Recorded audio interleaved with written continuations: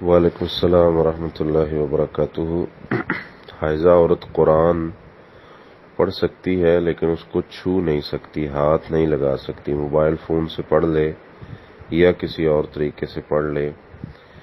جو لوگ روکتے ہیں ان کے پاس سنن ابن ماجہ کی حدیث نمبر 596 لا یقرأ الجنب والحائض شیئا من القرآن کہ حائضہ اور جنبی قرآن سے کچھ بھی نہ پڑھیں، یہ حدیث پیش کرتے ہیں، جبکہ یہ سندن ثابت نہیں ہے، یہ سندن ضعیف ہے۔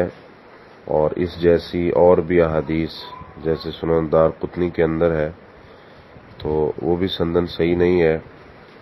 تو اس لیے پہلی بات تو یہ ہے کہ حائضہ کو جنبی پہ قیاس کرنا یہ ٹھیک نہیں ہے، کیونکہ جنبی جو ہے وہ اپنی مرضی سے جب چاہے غسل کر کے وہ اپنا جو اس کی عبادات ہیں اور وہ سلسلہ شروع کر سکتا ہے، لیکن حائضہ تو اس مد میں نہیں ہے۔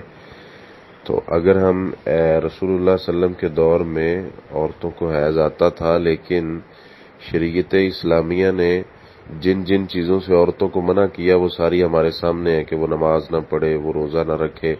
جن چیزوں سے منع نہیں کیا، جس کی کوئی صریح نص ہمیں نہیں ملتی، تو ان چیزوں سے ہمیں عورتوں کو روکنا نہیں چاہیے۔ اگر ہم ایسے روکیں گے تو ظاہری بات ہے قرآن بھولنے کا خطرہ ہے اور اس میں کئی قباحتیں ہیں۔